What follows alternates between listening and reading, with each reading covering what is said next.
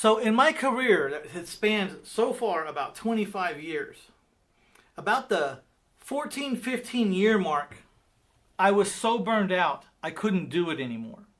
And I was going to take this business that made well over $1 million net every year, and I was going to fold it up and put it in a box, and I was going to put it on a shelf somewhere because I just couldn't do it anymore.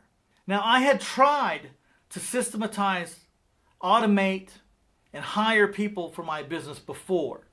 I had done it about 5 times before I had tried, and I had failed all 5 times.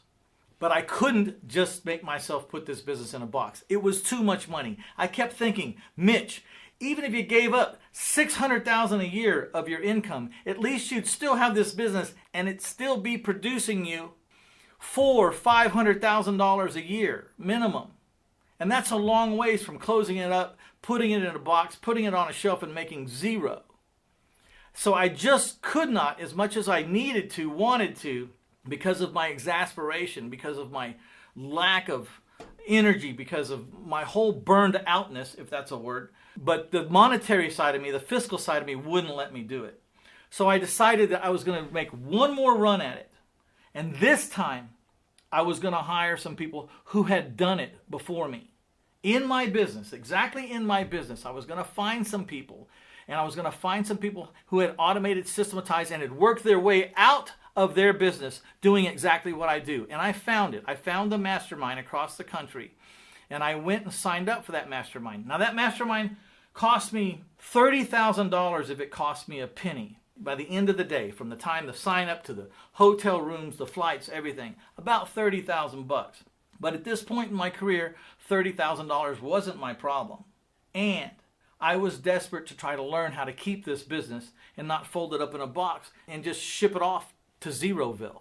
So I joined this mastermind and I went with this attitude. I'm going to let these people unwind me and I'm going to let them rewind me a different way. I'm going to go with an open mind, and this time when I go, I'm going to listen, not talk. I'm going to ask questions, not deliver answers. And I went there as a student to be a student. And I did let those people coach me. I did let them remold me. And of course, the whole time I'm monitoring, does this make sense to me? Because of course, if it doesn't make sense, then we're just not going to go down some path that makes absolutely no sense to you. But these people were making sense. And I would watch this man, and he would show me his business and how he made it all automated and systematized. And it was a little bit different than this man over here who showed me in this mastermind how he did it. And I would take a little piece from this guy, and I'd take a piece from this guy, and a piece from the other guy over there, and a piece from the other guy over there. And I got together with all of them and said, would it work like this if I took your portion? I liked how you did this. I liked how you did that. My office is a little different than y'all's. I need to do it this way. Will this work? They coached me through.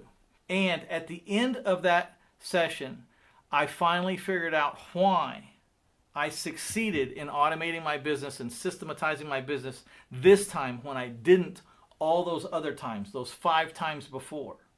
The reason why I failed the first 5 times is, number 1, I didn't go get help. I didn't go talk to someone who had already done what I was trying to do. I tried to invent it on my own out of my own head, and I didn't know what I didn't know. But the biggest reason that it worked was on that 6th time that I tried, I didn't care if I bought a house that year or not. I was not even worried about my house business at that time. I knew I could turn that switch on or off. I could find houses whenever I wanted to. I was a pro. I was doing over 100 houses a year for a decade and a half at that point. So what the difference was, the first 5 times I tried to do it, I did not allow me to not buy 100 houses that year. So I was trying to automate and fix my business in the amount of time I had left over after I had bought and sold 100 houses. The time that it got fixed on the 6th time, I didn't care about anything. So that year, I only bought like 30 houses instead of 100. And those houses just walked in and laid down on my desk. I wasn't even looking for those 30. They just walked in my desk and fell over.